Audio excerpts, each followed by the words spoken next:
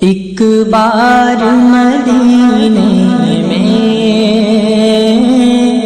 ہو جائے میرا جانا۔ ناظرین گرامی قدر، السلام علیکم ورحمۃ اللہ وبرکاتہ۔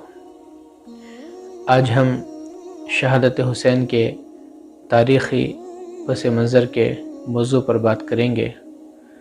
بات شروع کرنے سے پہلے گزارش کریں گے کہ آپ ہمارے چینل کو سبسکرائب کریں اور موقع کی مناسبت سے اس ویڈیو کو زیادہ سے زیادہ اپنے حلقہ احباب میں شیئر کریں۔ سب جانتے ہیں کہ اللہ کے نبی صلی اللہ علیہ وسلم ایک عالمی، آفاقی اور عالمگیر نبی ہیں، اور آپ کی نبوت کا دائرہ کیا مشرق، کیا مغرب، کیا شمال، کیا جنوب، ہر سمت کو محیط ہے اور قیامت تک محیط رہے گا۔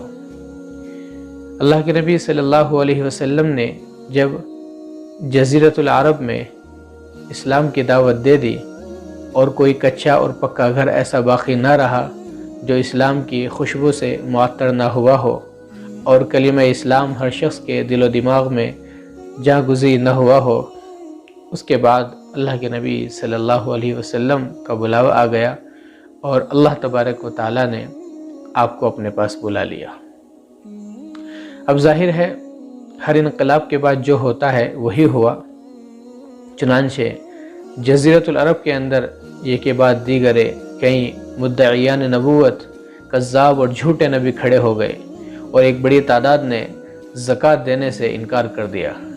چنانچہ حضرت ابوبکر صدیق رضی اللہ عنہ کھڑے ہوئے اور بڑے جوش و جذبے کے ساتھ کہا، اَيُنْقَصُ الدِّينُ وَأَنَا حَيٌّ، کیا دین کے اندر کمی بیشی ہو اور میں زندہ رہوں؟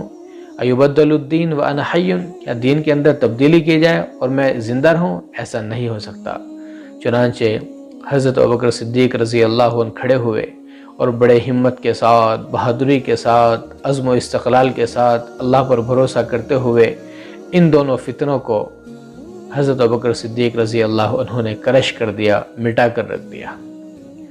اس کے بعد حضرت عمر رضی اللہ عنہ خلیفہ منتخب ہوئے۔ حضرت عمر رضی اللہ عنہ کے زمانے میں انقلاب توسیع محمدی صلی اللہ علیہ وسلم کا جو عمل تھا یہ بڑی تیزی کے ساتھ جاری و ساری رہا۔ ملک پر ملک فتح ہوتے چلے گئے، اسلامی جھنڈے لہراتے چلے گئے، اور دنیا اسلام جو ہے دنیا کے 3 براعظم ایشیا، افریقہ اور یورپ تک پہنچ گیا۔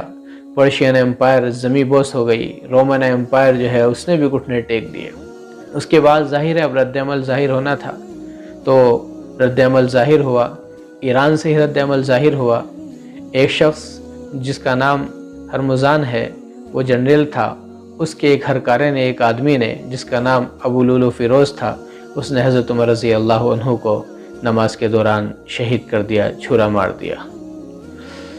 لوگ سمجھ رہے تھے کہ اسلام کی عمارت صرف اسی شخص کی بنیاد پر کھڑی ہے، اسی شخص کی وجہ سے اسلام جو ہے بہت تیزی کے ساتھ ترقی کر رہا ہے، لیکن وہ نہیں جانتے تھے کہ اس عمارت کو انہوں نے نہیں بلکہ حضور پاک صلی اللہ علیہ وسلم نے تعمیر فرمایا تھا، قیامت تک جس کے اندر ذرہ برابر بھی کمی بیشی نہیں ہو سکتی۔ اس کے بعد حضرت عثمان غنی رضی اللہ عنہ خلیفہ منتخب ہوئے، اور 10 سال تک حضرت عمر رضی اللہ عنہ کے نقش قدم پر چلتے رہے، ملک پر ملک فتح ہوتے چلے گئے، بہت دور تک جو ہے یہ سلسلہ جاری رہا۔ لیکن آخر کے سال میں پھر رد عمل ظاہر ہوا۔ ایک شخص جو یہودی تھا جس کا نام عبداللہ بن سبا تھا، وہ کھڑا ہوا، اس نے اسلام کا لبادہ اوڑھا، اور اب اس نے جو نئے نئے مسلمان ہو رہے تھے ان کے دل و دماغ میں شکوک و شبہات کے کانٹے چبھونا شروع کر دیے۔ چنانچہ اس نے کہا کہ نبوت جو ہے، یہ خلافت جو ہے، یہ خلافت صرف اور صرف بنو ہاشم کا حق ہے، کسی دوسرے کا حق نہیں ہے۔ لہذا حضرت عثمان غنی رضی اللہ عنہ ایک غاصب ہیں، حضرت عمر اور حضرت ابوبکر صدیق رضی اللہ عنہ وہ بھی غاصب تھے، کیونکہ حضرت ابوبکر کا تعلق بنی تیم سے تھا، حضرت عمر رضی اللہ عنہ کا بنی عدی سے تھا۔ چنانچہ اس فتنے نے اور اس پروپیگنڈے نے ایسی شدت اختیار کی کہ تاریخ میں اسے الفتنۃ الکبریٰ کے نام سے یاد کیا جاتا ہے، اور حضرت عثمان غنی رضی اللہ عنہ کو شہید کر دیا گیا۔ اس کے بعد حضرت علی رضی اللہ عنہ خلیفہ منتخب ہوئے، اور حضرت علی رضی اللہ عنہ کا زمانہ شورش کا، ہنگامے کا تھا، اندرونی خلشار، اندرونی چپکلیشے اور آپسی نزاعات یہ بڑی تیزی کے ساتھ چل رہے تھے، اس لیے توسیع اسلام کو موقع ان کو زیادہ نہیں مل پایا۔ بہرحال یہ سلسلہ ابھی جاری ہی تھا، تو کچھ لوگوں نے کہا جو حضرت علی رضی اللہ عنہ کے طرفدار تھے، انہوں نے کہا کہ ہم کچھ وقت کے بعد جو ہے حضرت عثمان رضی اللہ عنہ کو جنہوں نے شہید کیا ان سے بدلہ لیں گے۔ لیکن جو حضرت عثمان غنی رضی اللہ عنہ کے ساتھ تھے، ان کے طرفدار تھے، انہوں نے کہا کہ ابھی بدلہ لیں گے۔ اور عبداللہ بن سبا یہاں بھی اپنا کام کرتا رہا، گروہ بندیاں کرتا رہا، ٹولیاں بناتا رہا، لوگوں کے ذہنوں کو خراب کرتا رہا۔ چنانچہ اس کا نتیجہ یہ ہوا کہ جنگ جمل ہوئی، جس میں 10,000 مسلمان شہید ہوئے۔ اس کے بعد جنگ صفین ہوئی، جس میں 74,000 مسلمان شہید ہوئے۔ اس کے بعد جنگ نروان ہوئی، جس میں 4,000 مسلمان شہید ہوئے۔ ہوتا یہ تھا کہ ایک فوج اس طرف ہے اور ایک فوج اس طرف ہے، اس کے آدمی اس میں ہوتے تھے اور کچھ آدمی اس میں ہوتے تھے۔ آپس میں جب صلح ہونے کی کوشش ہوتی تھی تو وہ رات کے کسی وقت میں حملہ کر دیا کرتے تھے اور کہتے تھے کہ دوسرے گروہ نے ہم پر حملہ کر دیا، بس پھر جنگ جو ہے چھڑ جایا کرتی تھی۔ اور اس کے بعد پھر وہ وقت بھی آیا کہ عبد الرحمن ابن ملجم، جو پہلے حضرت علی رضی اللہ عنہ کے لشکر میں شامل تھا اور قرآن مجید ایک آیت کا اس نے غلط مطلب سمجھ لیا تھا، جس کی وجہ سے یہ حضرت علی رضی اللہ عنہ سے الگ ہو گیا تھا اور اس نے اپنا ایک فرقہ بنا لیا تھا، اور بعد میں جو خوارج کے نام سے مشہور ہوا۔ چنانچہ اس نے اتنی شدت اختیار کی کہ گناہ کبیرہ کرنے والے کو کافر کہا گیا۔ جب کافر کہا گیا تو مرتد ہو گیا، جب مرتد ہو گیا تو واجب القتل کہلایا، جب واجب القتل کہلایا تو اس کی عزت، اس کی آبرو، اس کا مال سب مباح اور جائز ہو گیا۔ تو اس شخص نے ایک دن گھات لگا کر حضرت علی رضی اللہ عنہ کو شہید کر دیا۔ اس کے بعد حضرت حسن رضی اللہ عنہ، ان کو لوگوں نے خلیفہ منتخب کیا، ان کے ہاتھ پہ بیعت ہوئی۔ لیکن حضرت حسن رضی اللہ عنہ نہیں چاہتے تھے کہ یہ سلسلہ آگے چلتا رہے، بڑھتا رہے، آپس میں لوگ لڑتے رہیں، بکھرتے رہیں۔ چنانچہ حضرت حسن رضی اللہ عنہ نے حضرت امیر معاویہ رضی اللہ عنہ کو صلح نامہ دے دیا، کیونکہ وہ جانتے تھے کہ حضرت امیر معاویہ رضی اللہ عنہ کی فوج میں ایک بڑی تعداد سبائیوں کی ہے، جس کی عبداللہ ابن سبا نے ذہن سازی کر رکھی ہے۔ چنانچہ حضرت امیر معاویہ رضی اللہ عنہ نے کہا کہ یہ خالی پیپر ہے اور آپ جو شرائط لکھنا چاہیں وہ لکھ سکتے ہیں۔ چنانچہ حضرت حسن رضی اللہ عنہ نے دستبرداری کا خلافت سے اعلان کر دیا۔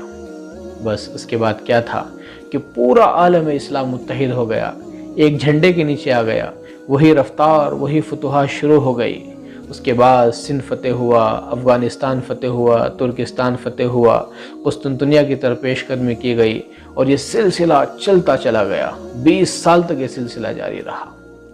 چنانچہ اسی دوران جب کہ حضرت امیر معاویہ جو ہیں وہ خلیفہ تھے، تو اسی دوران جو ہے کچھ لوگوں نے مشورہ دیا کہ اب جو ہے کسی کو ولی عہد بنا دیا جائے، تو ان کے بیٹے کو ولی عہد بنا دیا گیا۔ اس وقت تک اس کی حالت ایمانی اور دینی اعتبار سے بہت صحیح تھی۔ چنانچہ اس موقع پر جو ہے یزید کی بیعت لی گئی، لیکن حضرت امیر معاویہ کے انتقال کے بعد بڑی سختی اور شدت کے ساتھ بیعت لینی شروع کر دی گئی۔ چنانچہ لوگ مجبور ہو گئے، لیکن 5 صحابہ کرام ایسے تھے کہ جنہوں نے بیعت کرنے سے صاف انکار کر دیا۔ اس میں ایک حضرت عبد الرحمن ابن ابی بکر، دوسرے حضرت عبداللہ ابن عمر، حضرت عبداللہ ابن عباس، حضرت عبداللہ ابن زبیر اور حضرت علی ابن حسین رضی اللہ عنہ اجمعین، یہ 5 لوگ تھے۔ چنانچہ بعد میں حضرت عبد الرحمن ابن ابو بکر نے یہ کہہ دیا کہ میں ایسی بیعت نہیں کرتا کہ جس میں کیسر و کسریٰ کی سنت کو جاری کیا جا رہا ہو، اور یعنی باپ کے بعد بیٹا، بیٹے کے بعد پوتا، اس پر جو ہے وہ حکومت کرتا رہے۔ لیکن اسی طرح حضرت عبداللہ ابن عمر اور حضرت عبداللہ ابن عباس نے فتنے سے بچنے کے لیے اور کہ کہیں خون ریزی اور خون آشامی نہ ہو جائے، انہوں نے مجبوراً جو ہے بیعت کر لی۔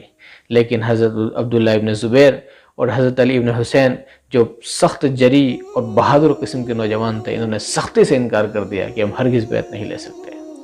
چنانچہ حضرت عبداللہ ابن زبیر نے مکے کو اپنا دارالخلافہ بنا لیا اور حضرت حسین رضی اللہ عنہ سے کہا کہ آپ بھی ہی آ جائیں، لیکن ان کے پاس خطوط پر خطوط آ رہے تھے کوفے سے کہ ہم آپ کے ہاتھ پر بیعت کرنا چاہتے ہیں۔ تقریباً 150 خطوط ان کے پاس آئے، بہت سمجھایا گیا، بہت منایا گیا، لیکن وہ ماننے سے بالکل باز رہے۔ انہوں نے کہا کہ مجھے تو جانا ہی ہے۔ چنانچہ انہوں نے مسلم بن عقیل کو وہاں بھیجا، اور وہاں جا کر کوفے والے نے 12,000 لوگوں نے ان کے ہاتھ پر بیعت کری۔ اس کے بعد پھر انہوں نے ایک خط لکھا کہ ہاں لوگ بیعت کرنے کے لیے تیار ہیں۔ ادھر سے یزید کا گورنر عبید اللہ بن زیاد وہ آ گیا تھا، اور اس نے لوگوں کو سخت سست کہا اور خوب دھمکیاں دی۔ چنانچہ 12 کے 12,000 لوگ جو ہیں بھاگ گئے، اور حضرت مسلم بن عقیل کو شہید کر دیا گیا۔ شہید ہونے سے پہلے انہوں نے ایک خط لکھا کہ یہ لوگ مجھے قتل کرنے کی تیاری میں ہیں، لہٰذا واپس چلے جائیں۔ لیکن حضرت حسین رضی اللہ عنہ عزم کر چکے تھے، اور قرآن میں آتا ہے فَإِذَا عَزَمْتَ فَتَوَكَّلْ عَلَى اللَّهِ، جب آپ عزم کر لیں تو اس پر جم جائیں، اس کام کو کر ڈالیں۔ چنانچہ حضرت حسین رضی اللہ عنہ نکل چکے تھے، اور اپنے خاندان کے 72 لوگوں کو لے کر آ رہے تھے۔ اسی دوران بہت سے صلح نامے پیش کیے گئے کہ آپ بیعت کر لیجئے، بیعت کر لیجئے، لیکن حضرت حسین نے صاف انکار کر دیا۔ چنانچہ حضرت حسین رضی اللہ عنہ کے ساتھی کو بڑی بے دردی کے ساتھ شہید کر دیا گیا، اور آخر میں حضرت حسین رضی اللہ عنہ کو بھی سنان بن انس یا شمر ابن الجوشن نے سجدے کی حالت میں ان کو شہید کر دیا۔ حضرت حسین بن علی رضی اللہ عنہ چاہتے تو واپس چلے جاتے، لیکن انہیں ایک نمونہ دکھانا تھا، انہیں ایک نقش لافانی قائم کرنا تھا، انہیں بتانا تھا کہ جور کے خلاف، ظلم کے خلاف کیسے کھڑا ہوا جاتا ہے، جور کے خلاف کیسے سد سکندری قائم کی جاتی ہے، سفاکیت اور درندگی کے خلاف کیسے جو ہے پشتے باندھے جاتے ہیں۔ انہیں تو یہ دکھانا تھا، انہیں تو ایک مثال قائم کرنی تھی، اور انہیں اللہ کے نبی صلی اللہ علیہ وسلم کی پیشن گوئی کے مطابق شہید ہونا تھا۔ انہیں بتانا تھا کہ جب اسلام کے نظام کو دبانے کی کوشش کی جائے تو اس کے لیے اپنی جانوں کو کیسے قربان کیا جاتا ہے۔ تو تاریخ میں اس زمانے تک 3 شہادتیں ہوئی۔ پہلی شہادت حضور پاک صلی اللہ علیہ وسلم کے دور میں جو دین کو قائم کرنے کے لیے تھی، جس کے لیے صحابہ کرام نے اپنی جانوں کے نذرانے پیش کیے۔ دوسری شہادت حضرت ابوبکر رضی اللہ عنہ کے زمانے میں، جہاں دین کے نظام کو قائم کرنے کے لیے قربانیاں دی گئی۔ یہ تیسری شہادت تھی جو خلافت کے زوال کو روکنے کے لیے دی جا رہی تھی۔ بہرحال حضرت حسین رضی اللہ عنہ کو شہید کر دیا گیا۔ ناظرین گرامی، حضرت حسین رضی اللہ عنہ کا یہ اقدام اور یہ عمل ہمیں اس بات پر ابھارتا ہے کہ اگر ہماری آنکھوں کے سامنے اسلام کو دبانے کی، کچلنے کی، اسلامی نظام کو ختم کرنے کی کوشش کی جائے تو ہمارے اندر بھی حسینی خون گرم ہو جانا چاہیے، حسینی حمیت ہماری جاگ جانی چاہیے، اور ہم سے جو ہو سکے، جتنا ہو سکے، ہم کو کر گزرنا چاہیے۔ یہی حضرت حسین رضی اللہ عنہ کی شہادت کا پیغام ہے۔